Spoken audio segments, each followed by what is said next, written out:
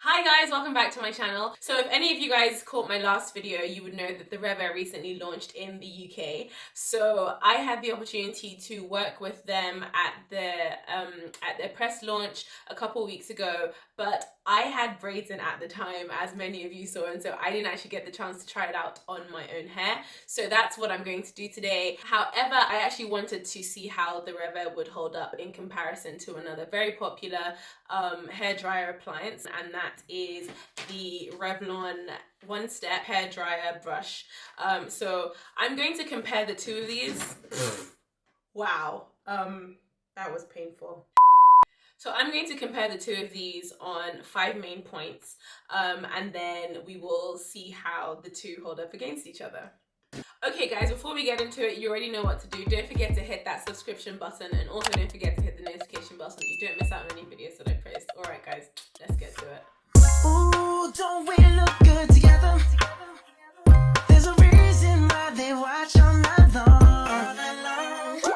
So I've actually got my hair split into, I believe, 4 smaller sections on each side. So they're more or less equal sections.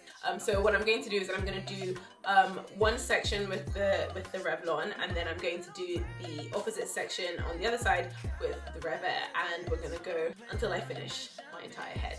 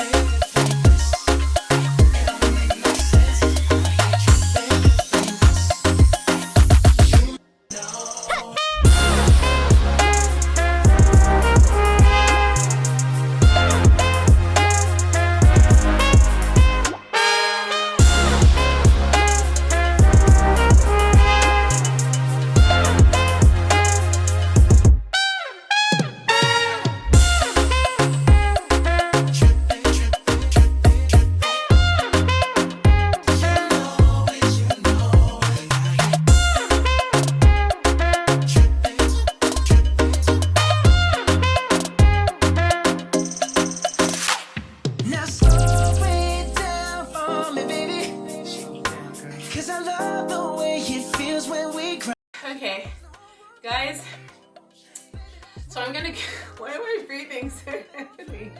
Guys, it's really hot.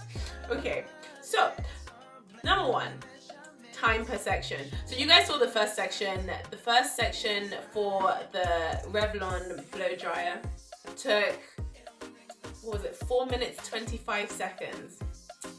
In comparison to the RevAir that took 1 minute 30 seconds, and that was on the low heat setting. So I then proceeded to do the rest of the 3 sections on each side on the high heat setting, and in terms of timing per section, altogether took me about 18.5 minutes or 19 minutes to do half of my head with the Revlon, and it took me all of 8 minutes to do half my head with this, and that includes the applying of the product and the sectioning and all of that. I just didn't stop the timer.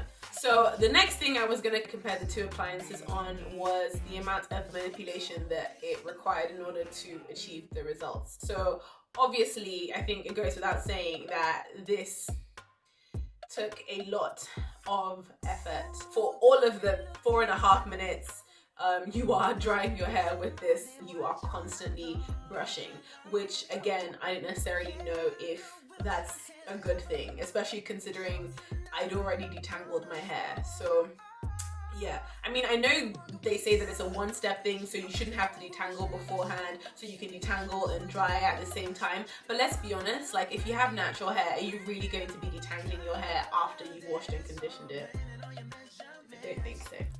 Right, so in terms of the amount of heat used, cosmetic science research has shown that the majority of the heat damage that happens to the hair actually begins to happen at about 70 degrees or more. So I'm going to show you guys how much heat both appliances use on their low/medium to their high setting, and compare how much heat is used.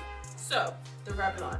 I basically just put the thermometer where my hair would have been, in between the bristles, and I let it just stay there for 1 minute just to see how the temperature would climb, or how high the temperature would climb as it would do if, say, I was using it on my hair. So obviously we know that I was using it on my hair for about 4 minutes on each section.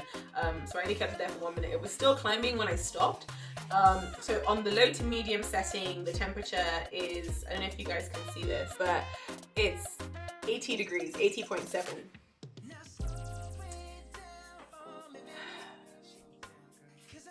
It's 80.7 degrees. Okay. Guys, so I didn't actually have to hold it on there for 1 minute just because the temperature didn't change at all, so I figured it wasn't going to start changing after 30 seconds, and that is 37.5. So on the lower setting it is 37.5 degrees, which honestly I don't think is hotter than like a sunny day in a hot country. Right, so let's compare it to the high setting. Party people,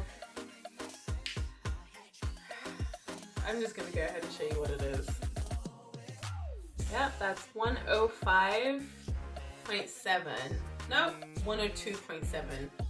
Like that's any better. I don't know if you guys could tell at certain points when I was using the head brush dryer thing.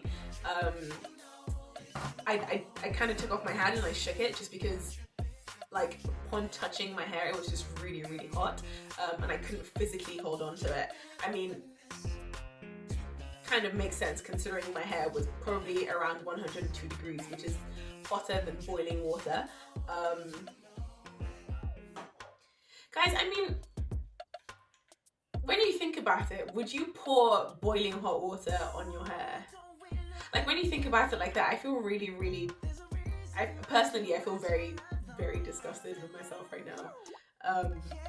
Because that's not something that you actually think about, but then 102, guys. 102. I don't know, heat protectant or not, I'm not with it. Yeah, so I'm just gonna go ahead and compare the high heat setting, the temperature of the high heat setting on the RevAir. Okay guys, I don't know if you can see that, but that's 50.3 at its highest, and I left it in there for over a minute. So make of that what you want. I'm personally shook. So moving on to the look and feel of my hair. Guys, I don't really think I have to say much. You guys can clearly see that the RevAir stretched out my hair a lot more. It's hanging a lot more, it's a lot less frizzy, it's a lot more stretched.